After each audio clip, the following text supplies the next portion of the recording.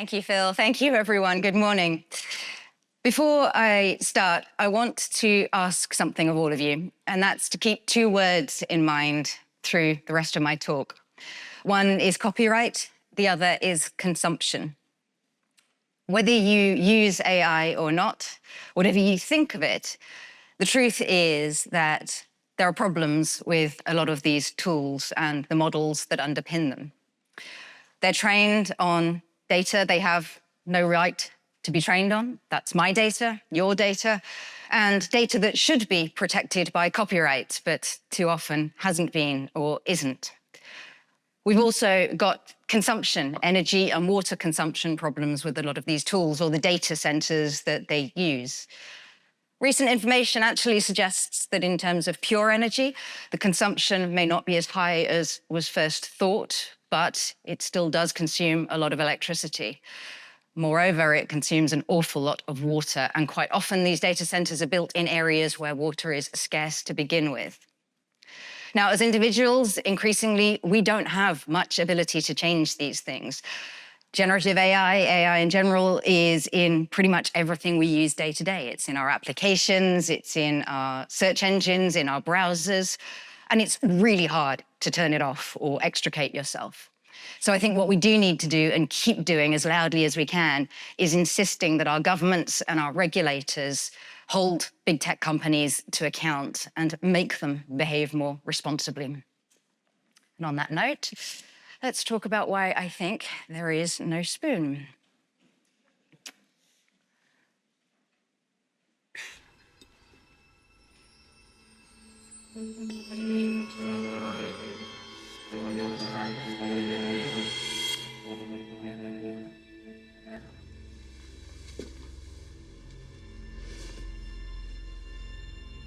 Do not try and bend the spoon.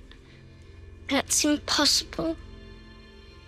Instead, only try to realize the truth. What truth? There is no spoon. So generative AI can seem astonishingly real, but we have to understand that, like the spoon in the Matrix, it's just an illusion. It's patterns of probability masquerading as truth. These tools don't really reason. They don't understand the world in which they exist, but they are very good at producing plausible facsimiles of everything around us. And I can give you an easy example of that if we talk about code. Not long ago, I asked ChatGPT if it could give me the code for an accessible HTML button. And that was all I prompted it to do. The answer I got back was this. Absolutely. Here's an accessible button in its simplest form, following best practices to ensure compatibility with screen readers and keyboard navigation. Button type equals button. Area label equals submit form. Submit/button. Right. GPT, what can you tell me about the type attribute? The type attribute of the button element is important because it determines how the button behaves. If you don't explicitly set a type, the button defaults to submit. This means that if the button is inside a form, clicking it will submit the form. Type equals button ensures that the button does not submit the form when clicked. Okay, so just to be sure, GPT, you've got type equals button, and this is clearly a submit button, right? You're absolutely right to point out the inconsistency. In the example I gave, the button was labeled submit and intended to suggest a submission action, but I set type equals button, which prevents it from submitting the form. This could definitely be confusing since submit usually implies that the button should submit a form. Okay, look, never mind the type attribute. Another question, GPT, why have you used aria label when there's a perfectly good accessible name inside the button element? You're absolutely right again. The area label attribute is not needed when the button already has a clear, visible text label. The visible text content of a button element is automatically accessible to screen readers and other assistive technologies. So there's no need for area label unless you want to provide an alternative or additional description that's not visible. Marvelous. Right. So if you are thinking at this point that generative AI tools are generally incapable of producing simple, accessible HTML button code, you'd be absolutely right. But it's not that simple. There's a very good reason, or at least one very good reason, why these tools are generally rubbish at doing a lot of stuff like this. And that's us. They've been trained by hoovering up every single button that's ever been produced and is still there on the web and has been for anything up to the last 30 years or so. So quite frankly, if we'd been doing a better job at coding accessible buttons for the past 3 decades, these things would have been trained to do a lot better a job. And that's the thing I think that's really important in the conversation about AI. And I'm just going to say AI because generative every time just gets too much. It's that we can't have a conversation about AI without looking at ourselves in the equation too, because we're instrumental, not just as the people that created these tools, but we're the ones who are using them, increasingly depend on them. We're even, being on the receiving end of things they do or things other people do with AI. And so I think we've got to keep both those things in mind as we talk about AI, humans and the technology itself. Which brings me neatly on to hallucinations, a glitch in the matrix, if you like. The fact that these tools do hallucinate is widely known. A few years ago now, or as a couple of years ago, I asked ChatGPT-2 to give me a description of the image that's on screen now. It's a picture of a shelf in my home office that's just full of some random kind of junk, but don't let my husband hear me say that. And this is what description I got back. The picture shows a wooden shelf attached to a wall. On the shelf, there are 3 items from left to right: an old-fashioned rotary telephone, a metal slinky, and a Rubik's Cube. The telephone is beige with a black rotary dial and a coiled cord. The metal slinky is in its classic coiled position. The Rubik's Cube is colorful with different colors on each side, including green, yellow, and red. Okay, I'm fairly sure there's more things on that shelf than 3, but anyway, what color's the telephone? Yes, I apologize for any confusion. The telephone is indeed beige in color with a black rotary dial and a coiled cord connecting the handset to the base. Okay, well, look, forget about the telephone, it's not important, but what about the bloody big yellow pencil? I apologize, but there is no pencil visible in the picture you provided. So this is, ChatGPT from a couple of 3 years ago, as I said, but it got things wrong. It got quite a lot of things wrong. And this is where we come in. We've got to be aware that this happens. Most of the tools we use, certainly in technology, get stuff wrong. This is technology. Nothing ever got launched bug-free in history, ever. But we've got to be aware of the shortcomings and the problems that any tool we use, including AI, can come up with. And then we've got to make a judgment call. If I get a description that describes something in my office I'm familiar with is wrong, fine, doesn't really matter because I know it's wrong.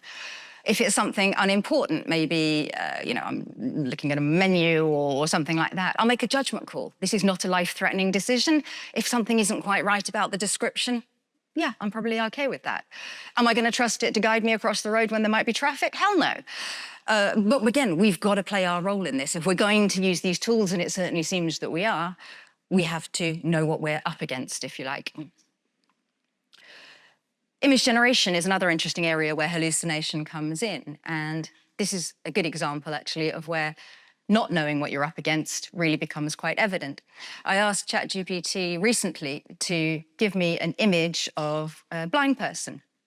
And at first glance, it doesn't do too bad a job. We've got a person appears to be of male presentation, and they're wearing sunglasses, I think, and they've got a cane in the picture.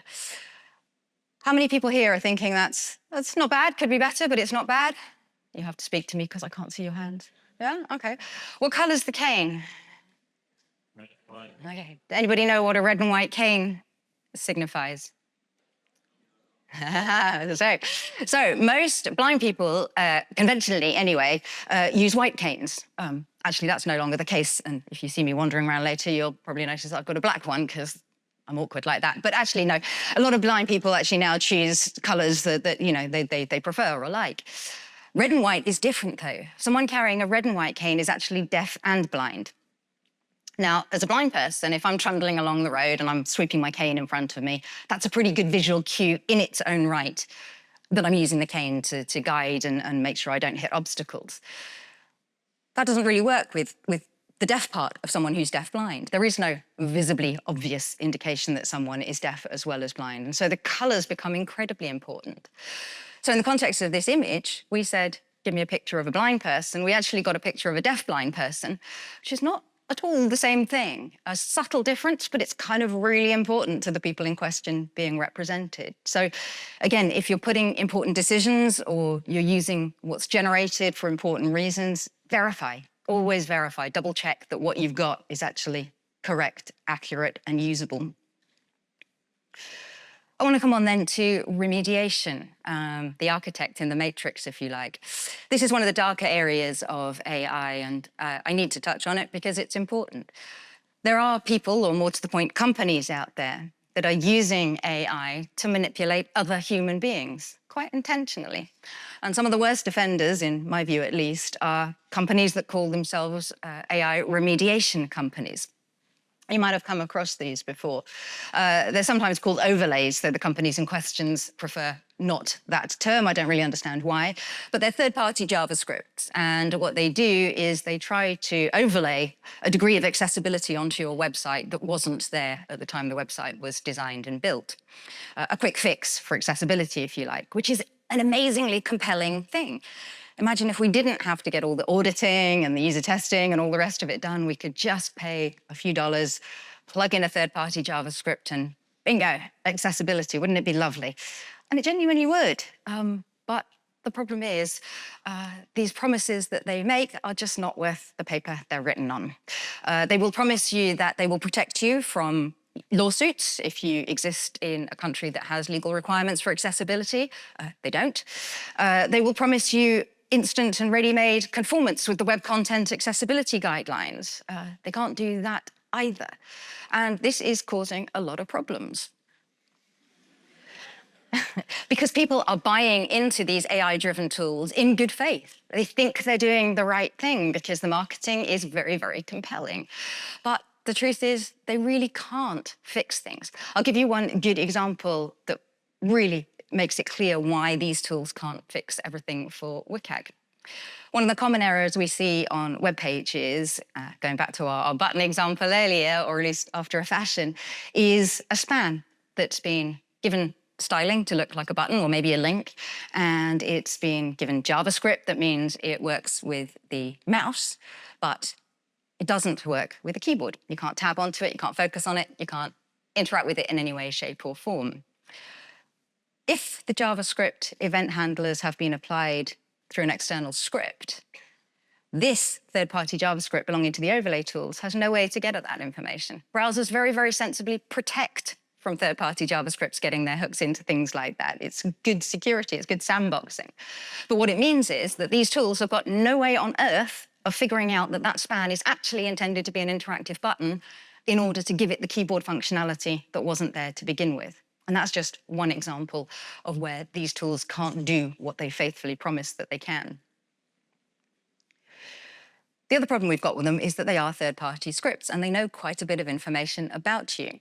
I mean, there's all the browser fingerprinting stuff as well. So, you know, your location based on your IP address, the language of your operating system, the plugins you've got in your browser, sites you've just recently visited or come in from, all of that kind of stuff.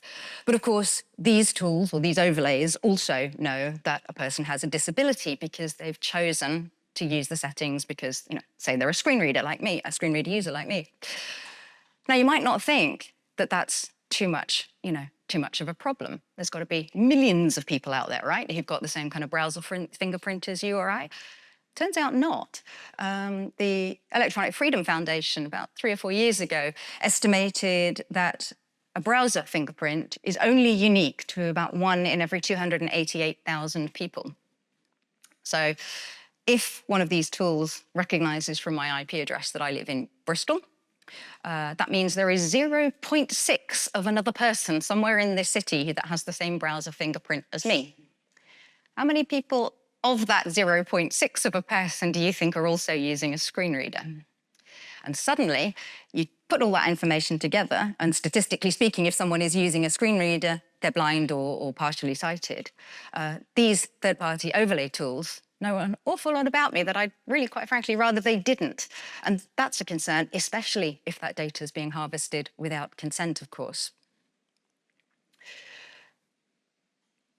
Their tactics leave something to be desired as well. There's a very well-known accessibility specialist called Adrian Roselli in the US, and he very carefully researched and documented a lot of the shortcomings of one of these tools, Audio Eye. And he posted blog posts with videos and very clear, factual kind of, evidence for the points he was making. Most organizations, you might have thought, would have been thankful for that. Not happy necessarily to have their kind of shortcomings, mentioned in public, but would have at least acknowledged, used that information, improved their products, and everybody would have moved on. Audio Eye chose to take Adrian to court in what's known in some parts of the world as a slap suit, basically a lawsuit designed to shut someone up. Obviously, that meant the entire accessibility community and many more besides were absolutely bloody furious about it, quite rightly. But it had a really chilling effect. Adrian's a tough cookie for any of you who've met him or spoke with him. He does not go quietly into the night. But he was contacted by a lot of people, a lot of much younger people, students who are now telling him that they were afraid to research tools and their effectiveness like this, and certainly afraid to publish their findings in case they found themselves on the wrong end of a large company's lawsuit. That's pretty unforgivable, whichever way you want to look at it. There is some good news, though. There is a little bit of light at the end of the tunnel. Accessiby, one of perhaps the most well-known, if you like, of these tools, has recently been sued, or not sued, sorry, fined $1 million by the Federal Trade Commission in the United States for misleading marketing that included making false promises or promises they couldn't keep, and worse, paying the disabled people who they quoted on their website as saying, wasn't everything just spiffy? Now we've got this overlay enabled on the website. So there is some comeuppance there. And increasingly, people are finding themselves on the end of lawsuits, despite using these tools on their website. So that measure of legal protection clearly isn't there either. But let's move on to something a little happier. AI agents. Well, say happier, I've got Agent Smith up on screen, and if you're familiar with the film, that's not necessarily a happy outcome, but agents are increasingly going to be a big part of what we recognize as AI. And they could come in different forms. One possibility for an AI agent is that it will produce an interface for you pretty much on demand to your personal requirements. One of the customers that we've been working with at TetraLogical is exploring this in quite some seriousness now. They're looking at the possibility of essentially replacing their website with a chatbot. I know. And as a consumer, you would go to the chatbot and say, this is the information I want. I would like it in a text message, a PDF, a web page, an email, and it'll toddle off and produce the information in the format that you want, and everybody will be happy, allegedly. I think we're a little way off that actually being a feasible thing at the moment, but could it get to the point where we could say, I not only want this information in a web page, but I want it in a high contrast, I want it to use, this kind of font, or whatever else it may be. Possibly. I'm not so sure yet. We need to wait a little while and see if that versatility comes in. But one area I think is going to be definitely worth watching, or is worth watching, and I know Rachel Lee-Neighbors is going to be talking about this in more detail later, is something called an agentic. If you haven't come across this word, it's an agentic is something that gives someone or something agency. And they're uses of AI protocols that will enable you to effectively ask for something, instruct it, and they can go outside of the kind of the chat interfaces that we're used to dealing with, the likes of Claude or ChatGPT now, and actually go off and interact with the rest of the web, retrieve information, do things, the often marketed kind of thing is they'll be able to book restaurant tables for you and all of these things. And that's pretty amazing. But I think there's some interesting accessibility applications for this that are probably a bit closer in our future. I think on screen. Now, there's task simplification. And the video playing now is Gmail, and it's setting your out-of-office settings. If you're a mouse user, you go in there, you get to the settings page, you scroll a couple of times, you click on a radio button and you hit the save button and it's all job done. If you're a screen reader user, once you know what kind of stuff is on this page, you can get the same thing done in about 10 or so key presses. If you're a keyboard user, sighted keyboard user, it takes about 50 or 60 to get to the right place and do things. How nice for all of us if we could just ask an agentic to set my out of office, I'll be back next Tuesday, message, gone fishing. Be lovely, wouldn't it? And I think this is one of the most interesting areas, is where we work in partnership with these tools, agentics, or just generative AI in general, where we get them to do the things that are slow, tedious, burdensome, otherwise inaccessible. I think that's a nice future that we can hopefully look forward to. Oh, sorry, that wasn't. And then I want to get on to the bit that really kind of interests me. A lot of what you read about generative AI particularly is negative, quite understandably. There are reasons to be negative. But as a person with a disability, it's kind of hard to under-describe what a difference some of this stuff has made. So I just want to share some of these possibilities with you. The first one I want to come back to is image descriptions. Same image that we looked at earlier, the office full of, shelf full of junk in my room. This is the description I get now if I ask ChatGPT to describe it. The image shows a wooden shelf beneath a sloped ceiling. On the shelf, there are several objects arranged. 1. A black rotary dial telephone with a traditional handset which appears vintage. 2. A novelty oversized pencil, which is bright yellow with a black tip and eraser. Yay. 3. A classic pin impression toy that creates imprints when pressed against objects. 4. A metal slinky toy, expanded slightly, displaying its coil structure. 5. A solved standard 3x3 Rubik's Cube with yellow, blue, and green visible on the front side. So these things are learning. That description is a hell of a lot better than the one I got originally when I first tried using this. But as a blind person, it's really hard to convey to you how amazing this is.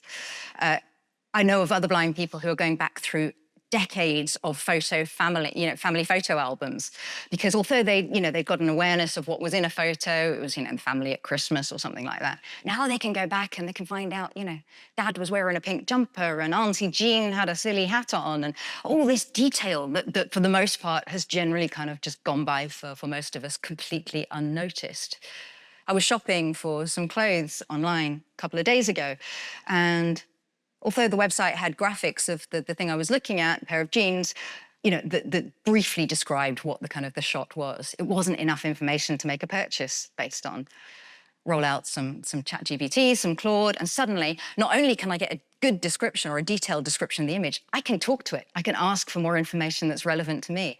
And that's a lot like how it is with a human, only I don't have to go and pester my long-suffering husband, colleague, sister, friends, whoever it may be. So that sense of independence and that investigation ability on my own is just really so remarkable. Then there's contextual descriptions, flipping around now to a benefit for authors. Writing text descriptions is really, really hard. People who kind of say, oh, you shouldn't use AI for describing images. Really? Well, sorry, humankind hasn't done a terribly good job of providing me text descriptions on the web so far, so you know what? But writing text descriptions is hard. Turns out we can get some help on this score too. If you ask a tool to describe an image, you'll get something like I did. But say you want to use that image in a different context. I asked ChatGPT again to describe exactly that same image as though it was going to be used on an ultra high-end, glamorous lifestyle website. A bold vignette of curated retro elegance. Atop a sleek, minimalist floating shelf, a matte black rotary-style telephone exudes vintage glam, while an oversized yellow pencil leans in with cheeky, oversized whimsy. A perfectly poised chrome slinky cascades like metallic sculpture, catching the light just so. Nestled beside it, a pin art toy brings tactile nostalgia with a modernist edge, and a color-blocked Rubik's Cube, frozen mid-solve, adds a punch of geometric drama. This is not just decor. It's a love letter to design, play, and the art of memory styling. Trust me, I haven't looked at that shelf in the same light since. But you can do it again. So again, same image, same tool, same thing, but okay, describe that exact same image now as though it was going to be used on a website for people who are fans of 1980s memorabilia. A carefully curated shelf of authentic 1980s collectibles. A pristine black rotary-style telephone with original coiled handset cord, a jumbo novelty pencil reminiscent of classic desk toys, a full metal slinky displayed in a perfect arc, a vintage pin art toy with intact pins and frame, and an original 3x3 Rubik's Cube featuring traditional sticker colors and a mid-twist pose. Each piece a timeless artifact from the golden age of pop culture. So in terms of being a content author and writing in, these might not be the words you end up using, but they're really good for helping you kind of get over that blank page sort of a problem and doing it. And they're really kind of quite versatile. If you're interested in contextual image descriptions and generative AI tools, head to tetralogical.com /blog and find a recent post by one of my team, Craig Abbott, who did a whole bunch of research into this. And there's some really interesting findings in there, some good and some not so good, to be clear, but it's well worth a read.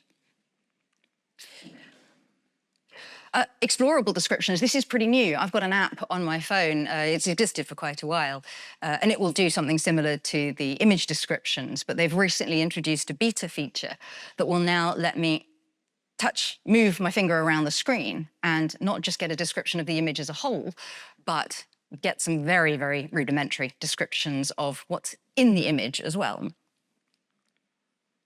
4 items detected. Move your finger over the screen to explore. A multicolored cube with a black and yellow circle on top. A toy on a table.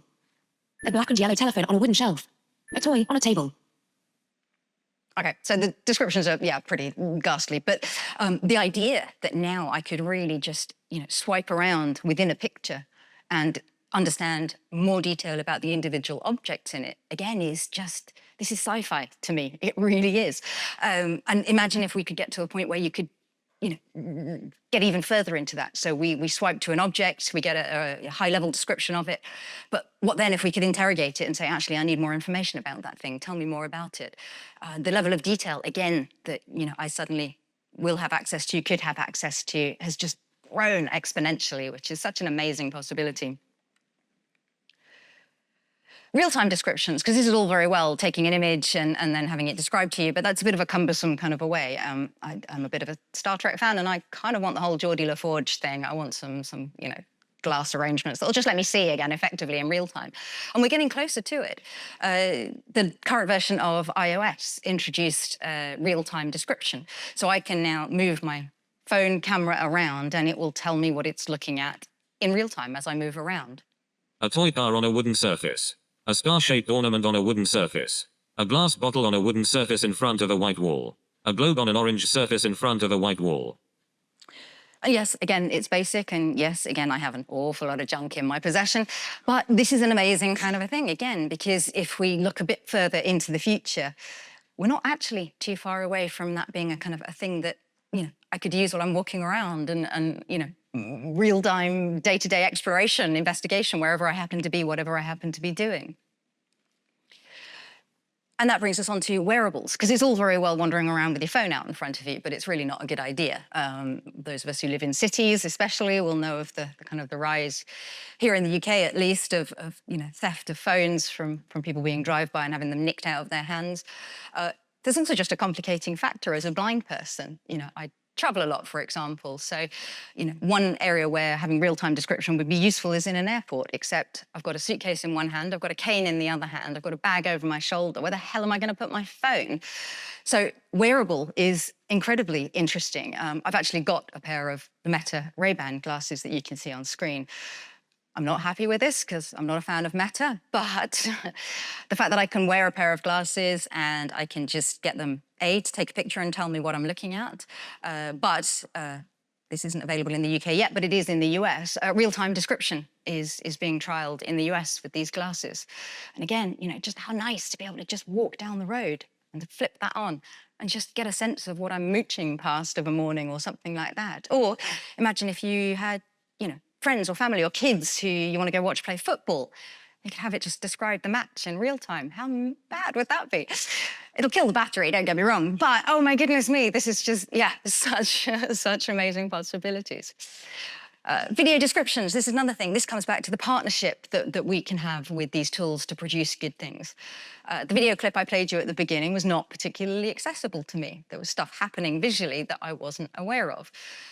The way we do that in TV and movies is called audio description, and it's a very time-consuming, laborious task where someone works out the gaps between important sound effects in the thing and the dialogue, and then tries to cram in a visual description of what's going on inside those spaces. It's really difficult. It's still quite difficult with generative AI, but you can actually do it. A child sits cross-legged on the floor in a soft-lit room. They hold a spoon upright with a steady hand. Neo watches as the spoon starts to bend. The child stays serene. Neo's expression changes to amazement. The child tilts their head, preparing to speak, as Neo stares at the now warped spoon. Do not try and bend the spoon. That's impossible. Instead, only try to realize the truth. What truth? There is no spoon. Neo continues to stare at the spoon. So using these tools to make other content more accessible, more approachable is definitely a huge use case. One of the most common times and places I see people using tools like this is kind of data synthesis. I struggle a lot with inaccessible PDF documents, for example. I can feed one to this, get it to summarize things. I do, of course, go back and then, verify that what I'm being told is factually true. But it's an amazing way to overcome that hurdle. People with different forms of neurodivergence, I've seen using them to do the same thing for different reasons. Just struggling to process vast data sets or large documents or anything like that can very, very quickly get a sense of what it is they're dealing with that gets them over that kind of hurdle of not being able to process information in the way that they find most easy. So there's some really interesting kind of ways these tools can be used to make stuff more approachable for people.